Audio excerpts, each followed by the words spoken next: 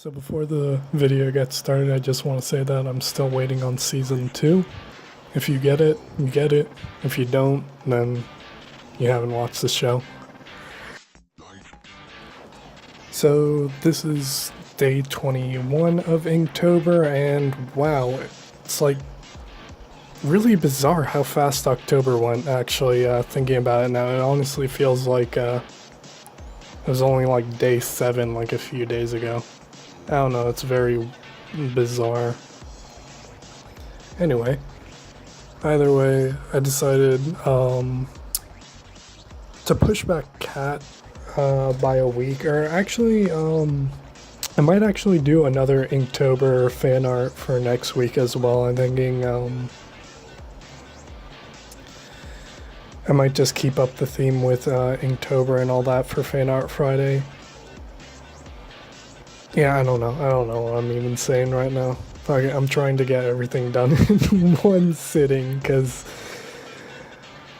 it's just been really rough trying to edit this video together. I don't know, I have no idea why. It's just the individual files did not want to play nice together, and part of that has to do with how this video got recorded. This one was prior to me getting fed up with the default camera recording software that I was using, which was the default webcam stuff, Logitech or whatever the hell it's called. I have no idea.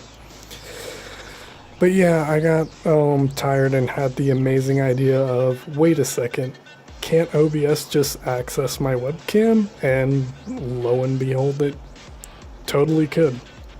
So yeah, I'm just using that from now on, because not only is it way more efficient with handling the file size and what it outputs to and all that, but the chances of me losing footage and it just not agreeing with the video format dramatically decreases, of which you're gonna see a lovely little thing that happens later in the video in regards to me losing footage. Yeah, part of this video got destroyed, unfortunately, but that's fine, you know, it's always fun. Anyway, so kind of tying in what I did last week, this video was actually recorded before the last video that I did, the portrait with the black-haired girl. I sort of used that as a pseudo tutorial to explain the whole sketching process that I do digitally, and I was explaining specifically one of the problems that you could have when outputting printing that I kind of want you to pay attention to here with this drawing is you can very easily make things way too small. Like I want you to, anybody that's actually watching this, pay attention to the face area, just how many small little details and lines and everything's falling in there relative to the actual paper size itself. Considering it is a pinup, honestly, this is just me being a dummy. I should have printed this off on an 11 by 17, but I ended up printing off to a 7 by 10, and it just, the actual printed drawing was way too small. And as a result, there was a lot of weird little difficulties in inking it, but we'll get to that later once it actually goes there. Main thing is, if you ever work digitally to traditionally, again, always be very mindful of how large you're actually sketching the thing, because you could very easily find yourself in a situation where you did things way too small and you're gonna have a bad time trying to ink it or whatever.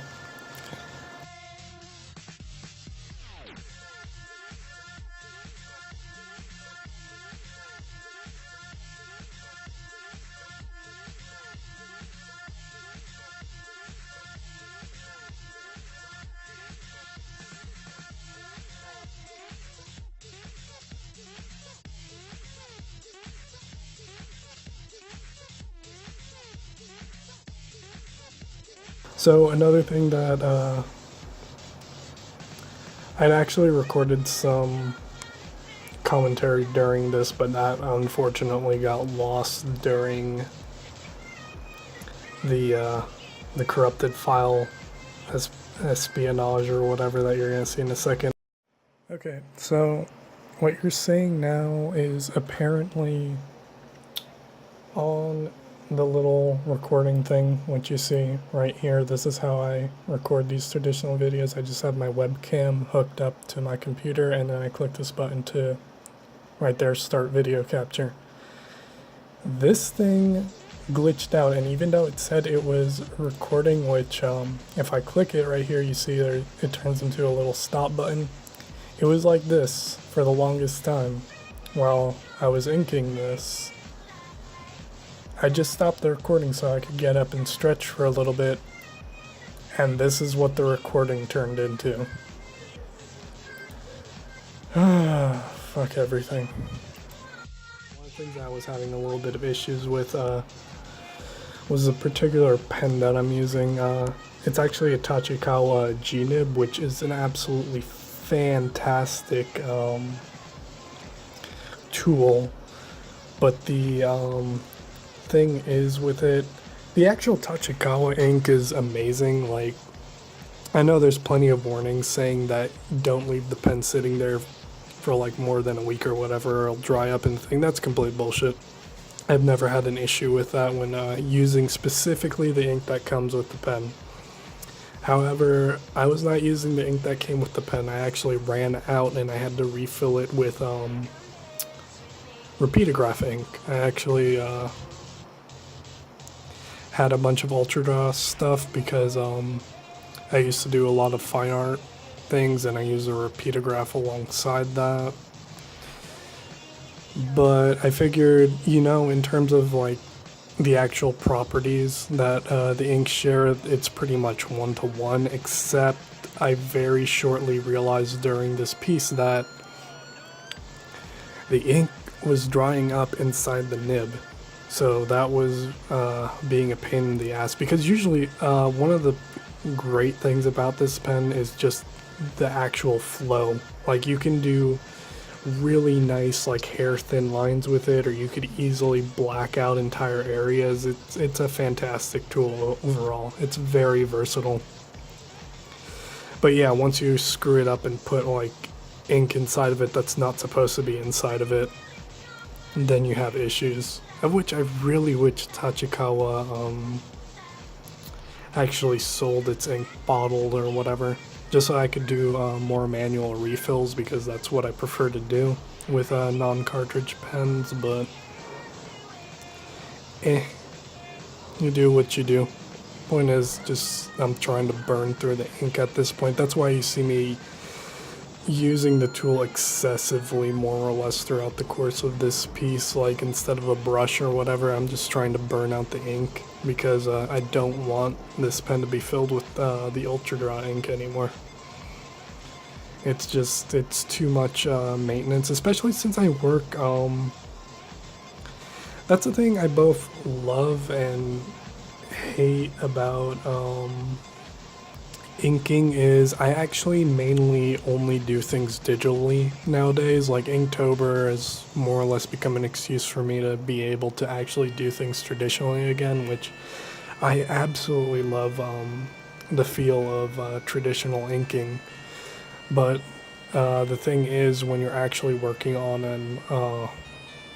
a production scale, which I'm working on 2 comics at the moment, yeah, just digital beats the pants off of traditional inking. It's just way more convenient, it's way faster, it's way more efficient and reliable, and you basically, you never mess up, because if anything, you could just erase everything that you have. You know, you don't have to worry about, oh no, you made a mark and you can't erase it or anything. No, you never had that. You could always erase it.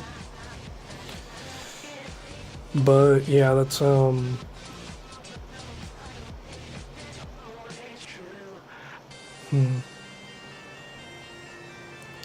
That's more or less one of the problems I have with leaving that Ultra Draw ink inside this pen, because the G-nib, it's the only one that I have, and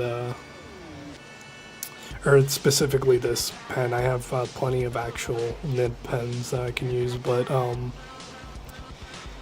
yeah, I don't ink a lot anymore traditionally, and I just prefer knowing that when I do actually go to ink something traditionally, that my tools actually work. And that really scares me that the ink is slowly drying up inside that barrel. That's not a great feeling to have. But yeah.